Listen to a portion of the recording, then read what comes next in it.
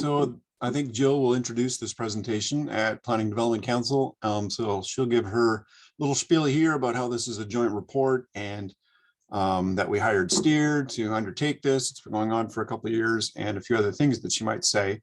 And then I will pick it up from there. So thank you, Jill. So I think it's important to start off with some context, and I'm going to begin where I often begin, with the fact that Oakville and Halton are growing, but I'll also provide some perspective by showing how this strategy is not a standalone initiative, but is actually a key piece of guiding Oakville into the future, and that it's in alignment with many of our initiatives that we already have going on. So this is a slide I've used a number of times, and you may have seen it before. It's my attempt to show that the province has a growth plan that directs municipalities to plan to accommodate future anticipated growth going forward. And the growth plan specifies the number of people and jobs that Halton Region needs to plan to accommodate. And then Halton, through its integrated growth management strategy, which is a hot topic of late, is figuring out how to distribute that to all of us locals here within Halton. And that's what the preferred growth concept prepared by the region is all about. It's really Halton's growth management strategy out to the year 2051 and then setting the stage for even beyond that. And Oakville has its own growth management strategy too that fits into that. Our town-wide urban structure shown up in the top right. At its heart, our urban structure is quite straightforward. It's a system of growth nodes and corridors to create walkable, complete communities supported by higher order transit corridors.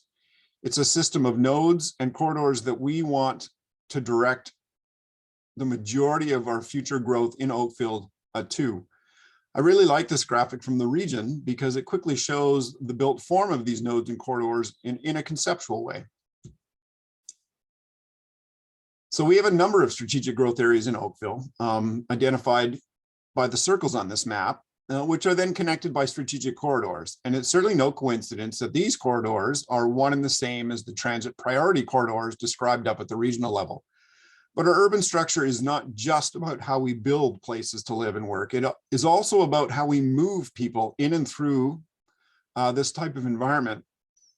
The success of our urban structure depends on how well we integrate many different ways of moving people and goods into the design of these growth nodes and the transit corridors that connect them. We cannot simply rely on private cars to move everyone around. And that's where the urban mobility and transportation strategy becomes a vital part of making sure our urban structure is ultimately successful. And here's some more really important context, the climate change angle. So as you know, Council has declared a climate change emergency, essentially that we need to look for ways to reduce our impact on climate change. So let me be really clear here. Choices the town makes with respect to mobility will have significant implications on how effective we will be at doing this. So if you take a look at the town's community energy strategy, you'll find this little nugget. Transportation accounts for almost half of community-wide greenhouse gas emissions and total dollars spent on energy in Oakville. And over 70% of transportation activity is person vehicle use. You'll also find this stat. Oakville's homes alone contribute 27% of the community's greenhouse gas emissions. And what this means is that driving our cars and heating and cooling our homes, these two things represent 77% of Oakville's greenhouse gas emissions. So these two areas should be where we direct most of our efforts to combat climate change. So now let's turn to the urban mobility and transportation strategy itself and see what it has to say. So Steer, our consultant, was very clear that the town of Oakville has long developed around the private automobile. And as a result, the predominant auto-dependent built form in Oakville and the prevailing transport mode of choice of its residents, AKA the private automobile, reflects that history. And Steer indicates that right now, Oakville is at a turning point in its development. Steer follows this up with a warning that if things do not change, the town will not be able to accommodate the demands of the future that come from existing within a growing region. So this is flat out saying that we won't be able to make car dependency work going into the future, nor will it be able to adapt to an evolving transportation landscape. So in this regard, think connected and automated vehicles, electric vehicles, other advances in micromobility, such as e-scooters and so on. Nor will it be able to respond to a changing climate. And I think this is pretty clear too, that if we continue with how we've grown and developed in the past as a car-dependent community, we simply won't be able to respond in a meaningful way to climate change. So even the town's current transportation master plan highlights that things need to change moving forward. So let me highlight a couple things that you can find in our current transportation master plan. It was recognized that additional widening is not feasible to address screen line deficiencies. So if you're like me and not a traffic engineer, this essentially means we cannot continue to widen our roads to accommodate more and more people in Oakville. Daddy, hello. So if you're like me and not a traffic engineer, what this essentially means is we cannot continue to widen our roads to accommodate more and more people in Oakville. The plan goes on to say alternative solutions should be sought to alleviate congestion, including, and then it lists things like active transportation, public transit initiatives, intersection improvements, and so on. Quite simply, space is limited within our right-of-ways. Now, let me show you an example of why we really can't rely on widening our roads as more and more people move to Oakville.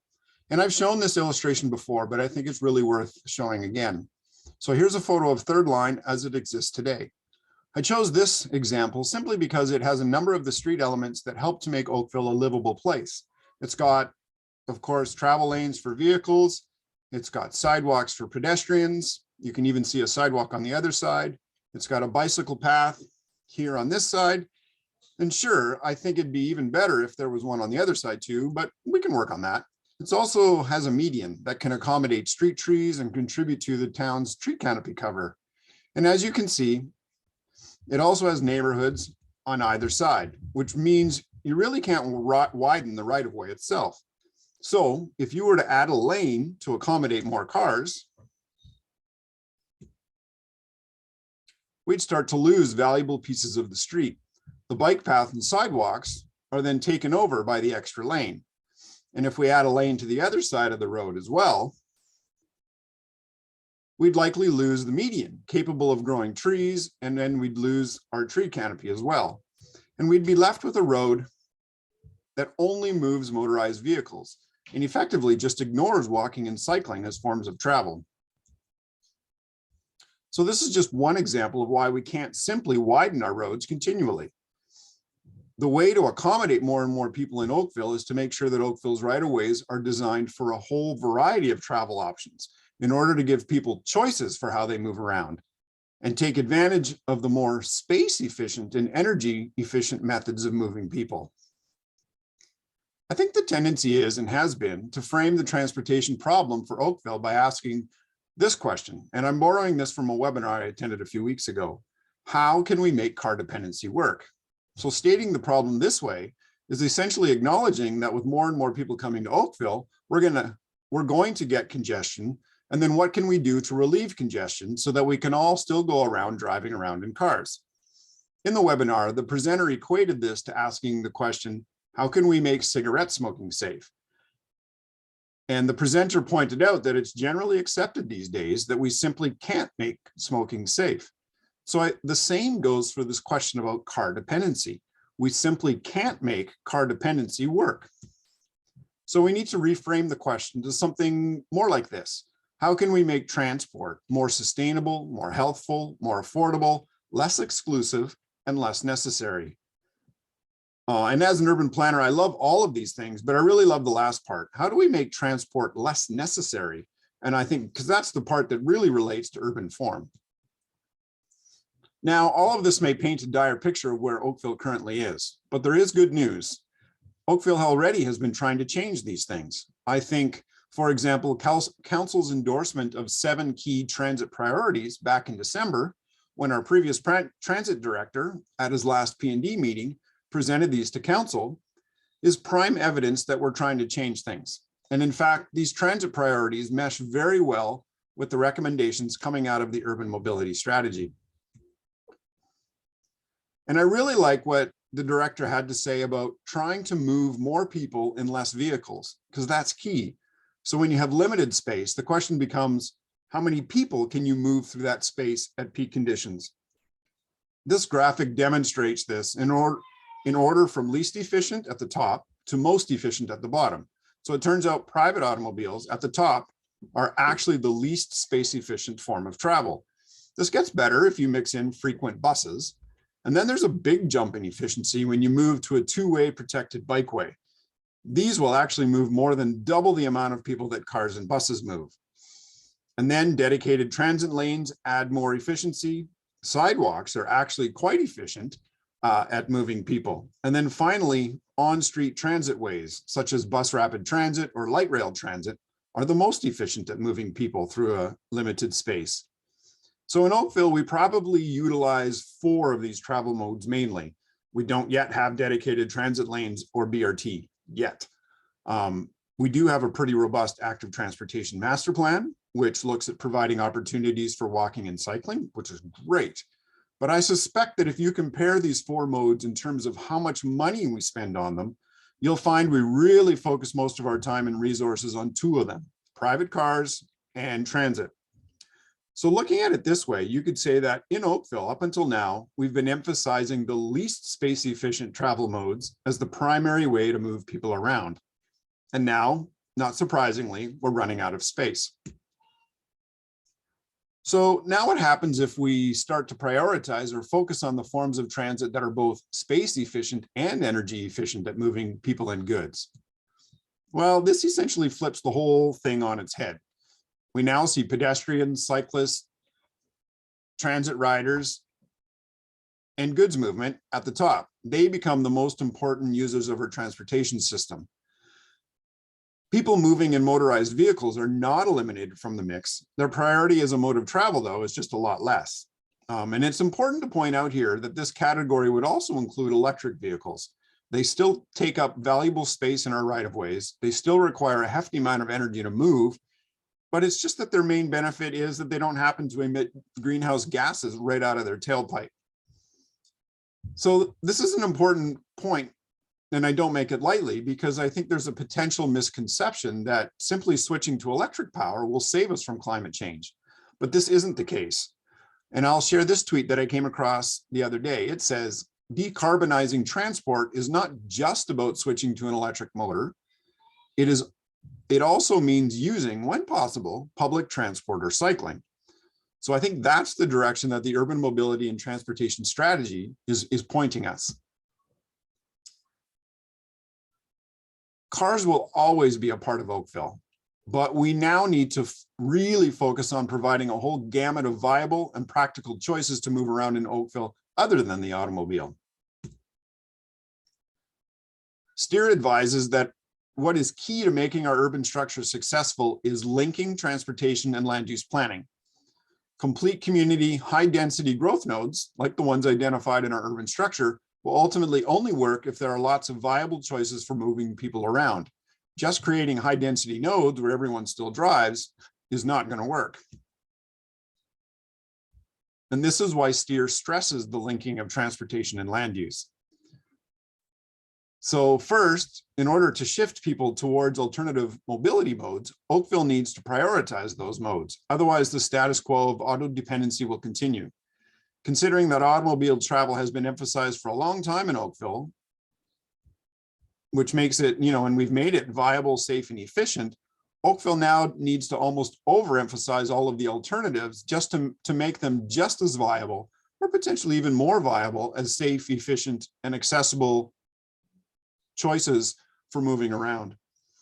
The key role of our transportation network needs to be moving people, not moving cars. So this then leads to the importance of creating complete streets to accommodate as many travel modes as possible in our streets, particularly emphasizing transit and active transportation. Secondly, Oakville needs to develop a human scale urban form in which the alternative modes of travel are viable and can thrive. STEER argues that Oakville is currently too spread out for more sustainable modes to be viable due to the prevalence of things like single-use zoning and stringent minimum parking requirements because they all work to separate buildings and create lots of separation of home and the key destinations that we want to travel to.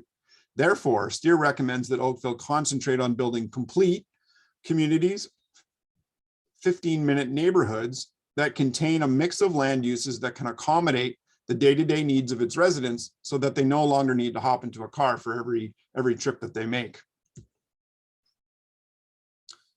What I really find interesting about where STEER has landed with these two directions is that they also align with what Oakville's community energy strategy has identified as the two largest contributors to greenhouse gas emissions in Oakville, mainly our cars and our homes. So if we focus on where STEER is recommending we go, we will also directly address the climate emergency. And then lastly, STEER also suggests that travel demand management will also form an important part of this picture as well. These are initiatives to encourage behavior change with the intention of reducing the demand on our transportation system. This strategy is really a large toolbox or a large collection of tools for Oakville to use and a playbook with a list of actions for how these tools can be used to achieve the desired link between mobility and land use. And now there are lots of tools in the toolbox and a bunch of plays in the playbook. And I'm not going to spend a ton of time talking about each one of them, but I do want to give you a quick sense of what STEER has collected for us. So here's an overview of the toolbox, grouped by the categories of complete streets, 15-minute neighborhoods, and traffic demand management initiatives. So the complete streets part of the toolbox focuses on all the elements that Oakville can use with respect to making a street network for all modes of transport. The 15-minute neighborhoods part of the toolbox focuses on the ingredients needed to create complete walkable communities. It builds on the key nodes which Oakville is already developing, how to build identified nodes from scratch, and even suggest how to begin to retrofit our existing established neighborhoods to make them start to become 15-minute neighborhoods. There's actually a lot of good stuff within the strategy document, and I'll just provide a sampling of some of the suggested tools up on the screen here. Here are some of the quick wins or the low-hanging fruit that STEER identifies for enhancing things for pedestrians and cyclists. Then STEER provides some long-term enhancements that will take a little longer to implement. A key one here for me personally is winter maintenance of bike lanes and pedestrian walkways. For transit, there are a lot of tools provided that mirror the 7 transit priorities that Council endorsed back in December. And the playbook part of the strategy includes recommendations on how to use those tools to achieve the vision of complete streets and 15-minute neighborhoods. It is immediately acknowledged in the document, though, that not all things are actually in Oakville's control. And so there needs to be aligned coordination with developers, residents, and particularly Halton Region. The strategy acknowledges that Oakville has done great strategic work in the past, but needs to improve its follow-through and suggests that feasibility studies or business cases might be a technique to use to accomplish this. The strategy then provides a series of action items aimed to achieve improved strategic documents, new business cases, and that aligned coordination. And then, of course, we need to do a better job of monitoring everything we do to implement the strategy. And the document has recommendations how to do this as well.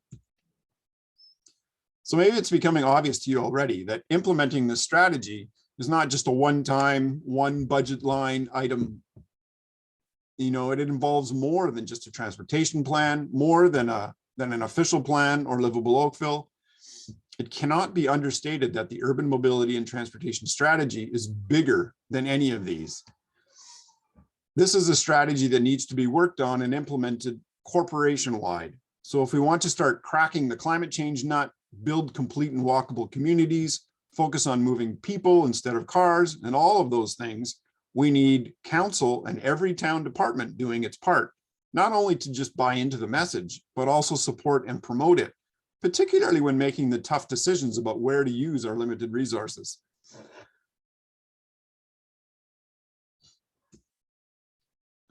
So STEER suggests that the primary role of the urban mobility strategy is to bridge the gap between all the good past studies that we've done and our future work. And as the strategy says, Oakville is not starting from zero because the town is already advanced in its pursuit of unified land use and transportation policies. We've got 8 growth nodes, 2 growth corridors already identified in our urban structure, and a considerable amount of planning work has been completed to guide their implementation. And in time, Steer says, this effort will start to pay off. The strategy simply builds upon the examples Oakville has already put forward. So it presents a high-level strategy for unifying land use and transportation policies at the municipal level to support Oakville's vision for a better tomorrow. At its growth nodes, at future ones, in our existing neighborhoods, and everything in between.